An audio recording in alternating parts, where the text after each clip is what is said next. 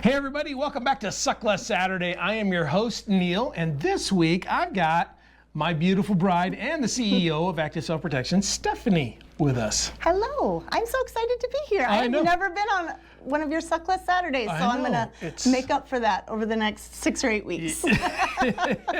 We are gonna have some fun. Steph and I have been talking a lot, and you know, I've asked her to do this multiple times. The challenge is that she's like, well, you know, let's put one in the can, and then if you have an emergency, we'll use it, and then we just have never done it. Right. And today we have a rare couple of hours, and everything was set up. So I'm like, Steph, it's time to go. We're gonna do some stuff, and we got some stuff to talk about today. You need a shot timer because that which gets measured gets worked on. The Range Tech Timer is the official timer of Active Self Protection because it is versatile, reliable, feature-rich, and very economical. Check out all it can do at the link below. We've been doing Suck Less Saturday now for a little over a year. I think it's been about a year. You know, it started it's actually started in our old house and then moved into here pretty quick with the Gabe White thing and Neil wanting to suck less and be better at shooting in a Gabe White class. Right. And Gabe was a big help with this. We did a lot of stuff. And then we brought on a whole host of folks. So John's done videos. We've had, AJ Zito. I'm not even going to begin to name everybody because I'm going to forget. So AJ, you get the shout out. Everybody else, thank you. But what I have noticed lately is maybe we have moved into some tactical stuff, and I want to be a little less tactical. Okay. And I want to focus on some of the basics and the safeties. And you know, you've talked about this with me a lot. I'll let you talk about it a little bit. Give me your theory on all of this. Absolutely. This is something that's really important to me, partially just because I'm a mom and I mom people and I want things to be safe and do as much as we can with as little risk as possible. So I tend to mom people, and we started this Asp Dry Fire Challenge group on Facebook. If you're not part of that, I would go, there'll be a link in the description, go join that group because we're going to be fulfilling some of our assignments in that group. But that group... The sponsor is Mantis. You have to answer the question or I don't let you in. Sorry. After we started that group, it was not very old, less than a year old, and I started to get multiple messages, and there were also posts in the group of people having negligent discharges during their dry fire practice, or what should have been dry fire practice. And that was not... I think it was just because they were handling their guns so much more. And the more that you handle your gun, the higher the risk, the higher the chances are that you're going to have a negligent discharge. You are a human being and you become inattentive, you lose focus sometimes, and actually the more highly skilled and the more competent that you are, the more your brain kind of starts to shut off and go in a more automatic state. And that is actually when it's more dangerous. So the people at the highest risk for a negligent discharge are your higher end performers. They're the people that handle guns daily. Your instructors, your law enforcement, all of those people that should be handling and dry firing their guns daily. And when you start that as a self-defender, you're now entering that higher risk pool. So it's really important that you follow the safety rules religiously every time, every rule, because sometimes you won't follow them because you're human, and that by definition you will make mistakes.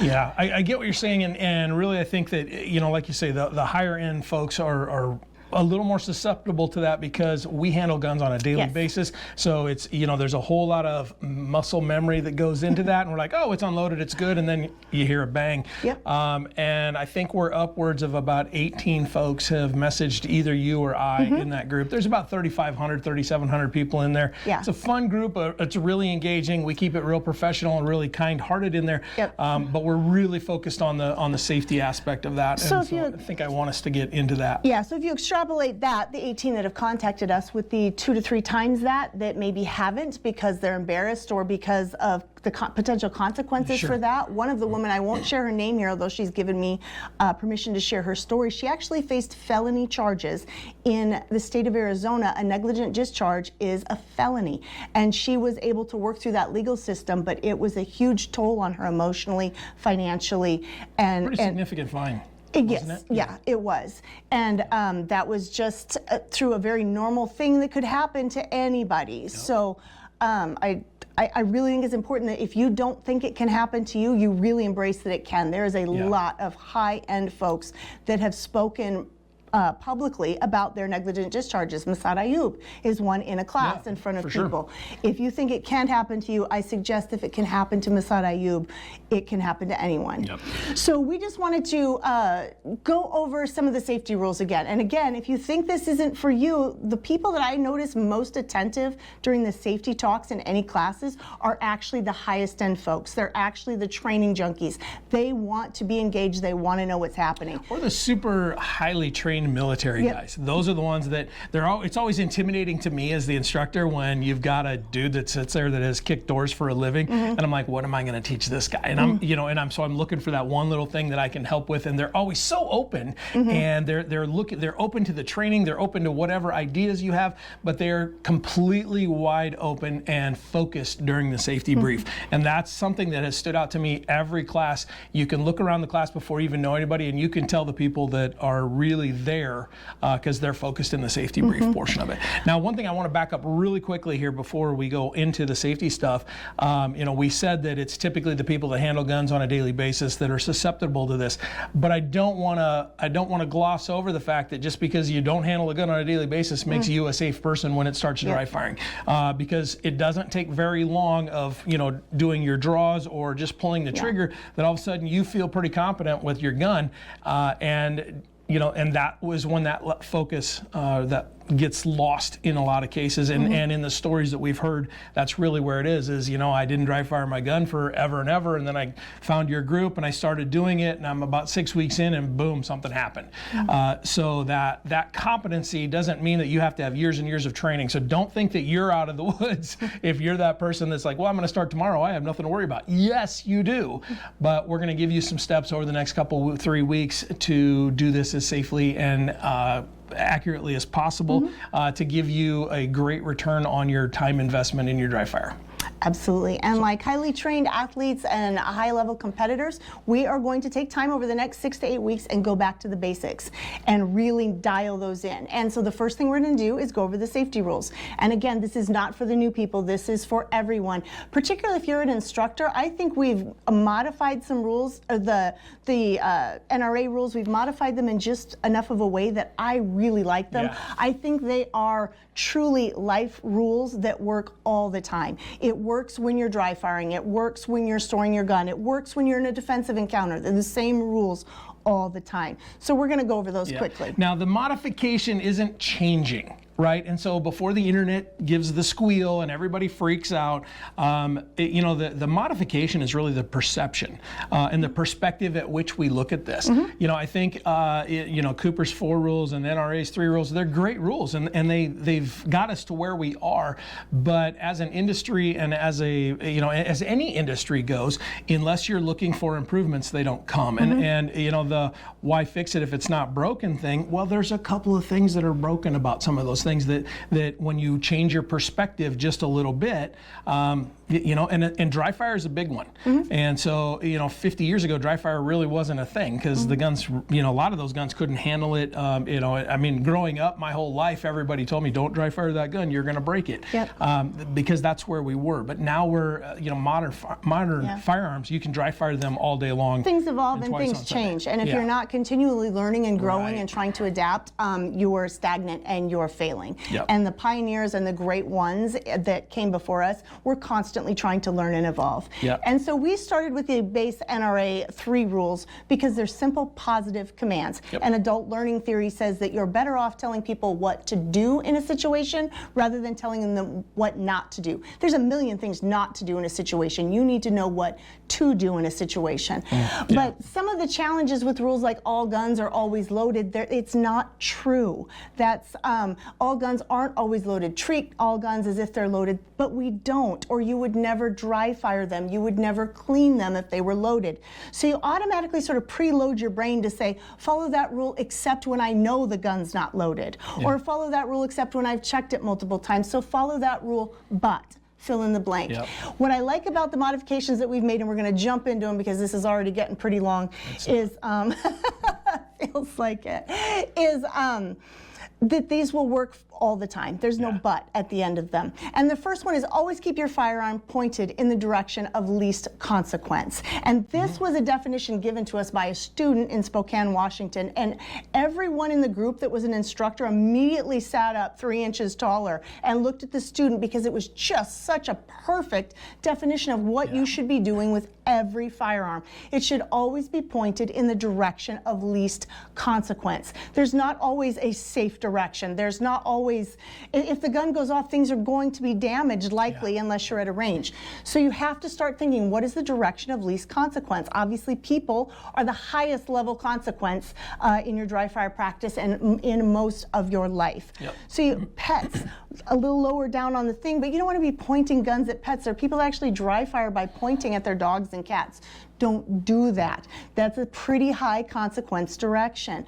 I'm not going to fire at my TV. My TV is well below people, well below pets, but I don't really want to do that. It's still fairly high consequence. So you go through your environment, whatever that is, and keep your firearm pointed in the direction of least consequence. What I love is in a defensive encounter, the directions of least consequence to you is directly at the bad guy. So the rule goes, whether you're in dry practice, whether you're in a defensive encounter, whether you're at your home, putting a gun on or taking one off, whatever you're doing, it works. That's why I like this modification to the wording of this, is that it's not just do whatever you want with a gun or ignore the all guns are always loaded concept. It's point the gun in the direction of least consequence, meaning that if I'm in dry fire, least consequence is where I've got, we're in our basement. This is my dry fire dojo. This is where I come down to dry fire. Never enough. But when I do, I've got 3 little 2-inch stickers over there. I've got these, but behind these walls is dirt. And the worst thing that's going to happen here is I'm going to poke a hole through some sheetrock or some siding there, and I'm going to have to fix a hole. I'm going to get yelled at. My ears are going to ring. All of that kind of stuff. That's least consequence. Now, if I'm out in the world and the worst day happens and I have to draw a gun, least consequence is going to be at the the attacker or the bad actor in this scenario that I've made up. And then everywhere along the lines, if I am taking my gun off for whatever reason, usually I take the gun off in the holster, put it in the safe at night, and it stays there. I'm not always unloading and reloading. When I do that, I come down here. Ammo doesn't come into the dry fire dojo and all that stuff. But that's what I love about that version of the first rule is that it's the least consequence. And the challenge that I've got with some other folks that don't really care for that is that the same person that says treat every gun as it's loaded walks around his house and dry fires at his light switches, his pets, and his TV and his refrigerator. And so they're breaking their own rules when they do that. And frankly, if you want to point the gun at your refrigerator, we had a guy that did that, and his wife has a brand new refrigerator. So maybe she's happy about that, maybe not. But at the end of the day, that was a pretty high consequence. And so I'm telling you, don't point guns at your refrigerator unless you want to buy a new one, right? Yep, so I think that's great. We'll go over setting up your dojo in another video, so we'll go over how to choose all of that in your home. And then the second one is always keep your finger off the trigger until you've both the muzzle of the gun is on target, not necessarily the sights, not necessarily lined up, but the gun is pointed at the target and you've made a decision to fire. Again, if you meet both of those guidelines, you are going to be safe in all aspects of your life. When I'm dry firing, I've made the decision to fire before I've even drawn the gun. However, in a defensive encounter, I may be drawing a gun before I've made a decision to fire, and that finger needs to stay high and along the slide to do that. So finger off the trigger until both of those conditions have been met. That way, if the gun is pointed at the target, even if you don't hit that 1 inch that you'd like to hit, you're not going to miss. If there's someone standing in front of you and I've made the decision to fire, I can have my finger on the trigger right here even as I'm still bringing it up. We've gone over that ad nauseum. But in dry fire, it works out as well because you've already made the decision to fire. So you can get that finger on the trigger. And again, it just works in all scenarios. And we'll talk about some dry fire training scenarios that also talk about finger on the trigger. And a lot of folks, and I did this for a long time, was every time I drew that gun, my finger went to the trigger. And then I noticed that in a couple of classes that I went, when we were doing just draws to the ready or draws to a low ready, I'm like, oh, hey, my finger's on the trigger because I have myelinated that in my training. So I had to come back, reverse a little bit and change that. So that's a great another kind of modification to the rule. So, and the last one is the one that generally gets people in trouble because they don't listen to the entire thing.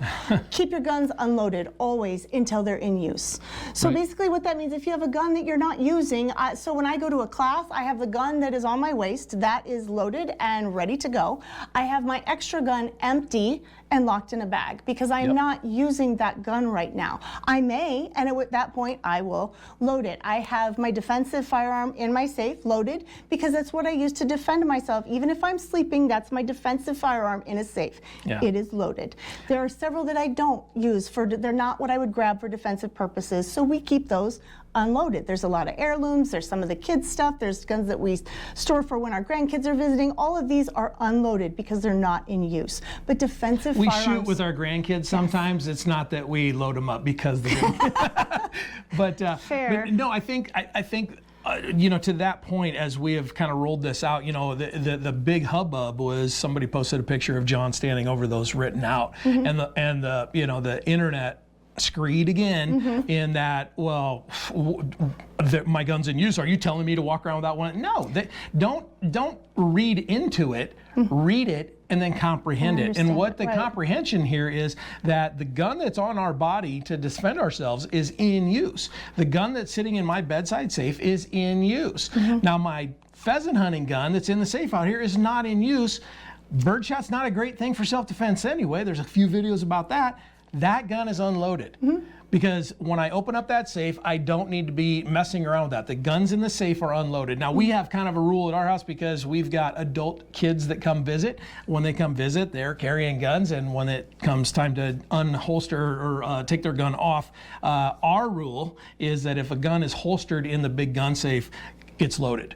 And so if it's out of a holster, it's unloaded. We check it again, and then it gets. But that's their defensive firearm, so that they're taking off to go to sleep and put it in the safe at night.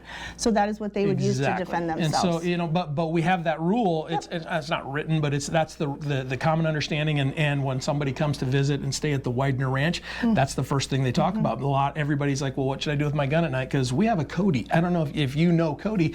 Guns don't just get left out around here. We don't put them on top of the fridge because he's tall enough to see up there, and even when he wasn't, he was good enough to get up there. But we tell folks, you know, okay, here's the safe for you to put your stuff in. If it's loaded and has one in the chamber, you're going to keep it in a holster inside this safe, and that's going to be our indicator. That's the indicator to everybody around here. And that brings us to what we call the fifth rule. And yes, I know we skipped over number 4. They call it the fifth rule because it's usually tacked on to Cooper's 4 rules, and that is deny access to firearms to any unauthorized user. So that can mean if it's on your body, it's in a holster that people can't see and get to. If it's in your home, it is locked up. Now, I know some people don't have kids and everything, and so they're able to get away with it a little bit more.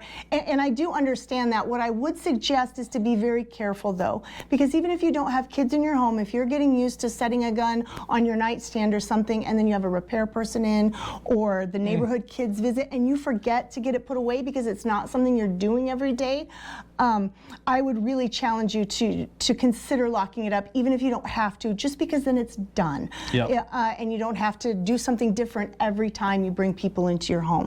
And that means not ever at all in your car if you're not there, unless you have to lock it up in a safe that's attached to the car for a very short time to get into like a courthouse or something like that. But we don't store firearms in cars. We need to deny access to them. That's the #1 way that criminals get guns, is people like us leaving them in cars. So if you really want to make a difference in self-defense and crime, don't keep guns in your cars. Except in the worst of emergencies, and then they again need to be locked up and kept. And maybe consider scratching the little Glock Perfection sticker off the back of your car you're advertising to bad people that you're a gun person, and if they're going to break into a car, there's a chance that there might be one in there. So you're basically making yourself a target. You get to do you. I'm not telling you here's what you have to do. What I'm telling you is here's some best practices, and here's the context behind what we're saying when we talk about the modifications that we've kind of made to the safety rules. Now, these safety rules are, I mean, if you sit back and really look at them and contemplate, they're basically the same thing. It's just from a little bit different perspective. Take a step to the right and look at something that looks a little bit different. Take a step to the left that looks a little bit different. And in this case, take a step into 2021, it looks a little different than it did in 1950. And that's the difference here, and that's why I think we wanted to talk about this. Now, as we go forward over the next few weeks, we're going to talk about some more dry fire stuff and how you can suck less too. If you choose to come along with us, great. If you don't, it's totally on you. I don't care. But at the end of the day, I'd love it if you came along. So what are we going to give them for an assignment this week, Steph? I'm excited about this. Okay, so and on top of that, what you were saying, you get to follow however you want to put these rules in your life. I don't pay your consequences. Neil doesn't pay your consequences. I tell you that I'm not willing to have one of my children or grandchildren, as a high-profile person in particular, I'm not willing to have a negligent discharge. So we've put very stringent rules in place to make certain that that never happens. I don't think I love my kids more than you love yours, or don't want to have a negligent discharge less than you do. So maybe think that through. Really avoid that, because it does happen. It happens at a fairly high rate if you're handling your firearm with regularity. Right. So the assignment for this week, it's an easy one, and that's the whole point of the Suck Less. Do something a little bit this week so you suck a little bit less next week. We're not striving for perfection, we're striving for improvement. So what I want you to do is look in your own life, in your own home, and figure out this set of rules and how you are going to follow them that works for you. Make sure that you are denying access. Make sure that your firearms are accessible and safe, and in every scenario that you're handling them, that you are engaging in every rule every time to avoid that. Just take a few minutes and think that through. How can you better implement safety into your everyday life with a gun routine? And go to the dry fire group and tell us if you found out anything that you're going to try and do, that you feel like, if I do this, I will add another layer of safety to a high risk activity. I would love to hear about it. One of the things, and let's kind of close with this stuff, we hear this all the time is, well, I don't have kids and kids are never at my house. What do you think about that person and their denying access? Well, on one hand, I get it. Like if I'm in a hotel room or something like that, I'm laying my gun on my bedstand. I'm not worried about locking it up because it's not where I'm at all the time. What I worry about when you're in your own home is if you're not doing the same thing all the time every day, all of a sudden you have people visiting your home and you've forgotten about it, and they have kids, and because you always just set your gun on your nightstand, it's sitting there. And you don't have a routine to figure that out. 9 times out of 10, 99 times out of 100, you probably will remember and get it put away. But that one time that you're inattentive, that one time that a repairman comes in and sees that there and comes back and steals it from you later, it's just really high consequence, high risk, high consequence. So on one hand, I get it. If you really have a safe home that you're keeping locked up, that you don't have kids around, I do understand.